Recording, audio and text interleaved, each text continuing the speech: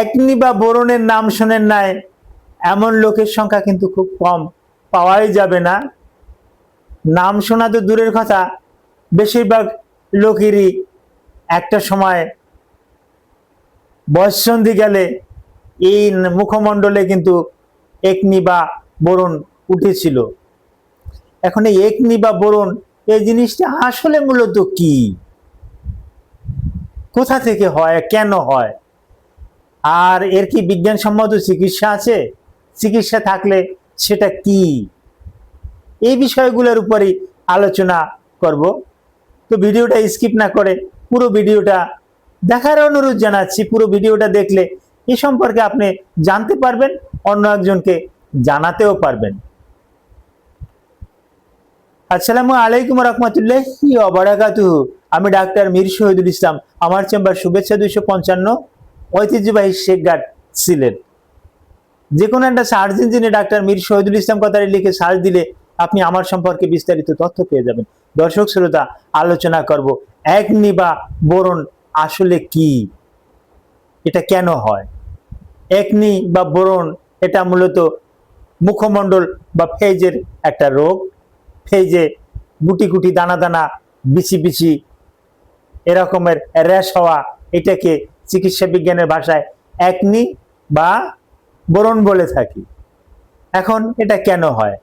জি, এর নিচে কিছু, আমাদের এই ফেজের নিচে কিছু গ্রন্থি আছে, অয়েল গ্রন্থি, বেশ কিছু সেবাম আছে। এই সেবামগুলো যখন বেড়ে যায় এবং কোষগুলো যখন মরে যায়, তখন কিন্তু এই অয়েলগুলো কিন্তু বেরিয়ে আসতে পারে না। এর সাথে কিছু ক্ষতিকর ব্যাকটেরিয়া একত্রিত হয়ে তখন কিন্তু এখানে কিন্তু একনি বা বোরন এটা কিন্তু ছড়িয়ে থাকে। শুধু যে এ কারণেই ছড়ায় তা না, বয়ঃসন্ধিকালে হরমোনের আপ ডাউন, এটা মেয়েদের একটু বেশি বেশি দেখা যায়। মেয়েদের হরমোনের আপ ডাউনটাও একটু বেশি, যার পরিপ্রেক্ষিতে মেয়েদের একনি বা বোরনটাও কিন্তু একটু বেশি বেশি আমরা কিন্তু দেখতে পাই। পুরুষের যে হচ্ছে না তাও কিন্তু ঠিক না, পুরুষের হচ্ছে। আর এটা হলে লক্ষণটা কি? জি, এই যে গুটি গুটি দানা দানা থাকে, এভাবে হাত দিয়ে একটু টিপা দিলে, যদিও টিপি করা, চাপ দেওয়া, প্রেস করা ঠিক না, চাপ দিলে ভাতের মারের মতন পিচ্ছিল একটা দুর্গন্ধযুক্ত একটা পদার্থ বাহির হয়ে যায়, এটা তো হচ্ছে। আর অনেক সময় সূর্যের আলোতে গেলে জ্বালা পোড়া, দেখতে খারাপ লাগা, আস্তে আস্তে করে মুখমণ্ডলের রং পরিবর্তন হয়ে যাওয়া, কালো হয়ে যাওয়া, এই রকমের লক্ষণগুলো নিয়েই কিন্তু রোগীরা আমাদের কাছে আসে। এখন এর চিকিৎসাটা কি? হ্যাঁ, রোগীকে সম্পূর্ণরূপে কোষ্ঠকাঠিন্য মুক্ত থাকতে হবে। হ্যাঁ, এই কনস্টিপেশনের সাথে কিন্তু এই একনি বা বোরনের একটা সাদৃশ্য আছে, এটা করতে হবে। আর আরেকটা জিনিস এখানে না বললে নয়, এই একনি বা বোরনটা এটাও কিন্তু বংশগত। বংশে যদি পিতামাতার, দাদা দাদির, নানা নানির, খালা ফুপুর কারো থাকে, সেক্ষেত্রে আপনারও কিন্তু এটা হতে পারে।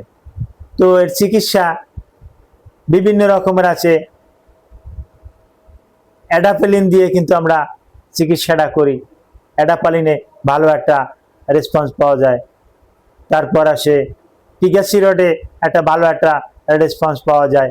অ্যাজিলিক অ্যাসিডে কিন্তু ভালো একটা রেসপন্স পাওয়া যায়। তারপর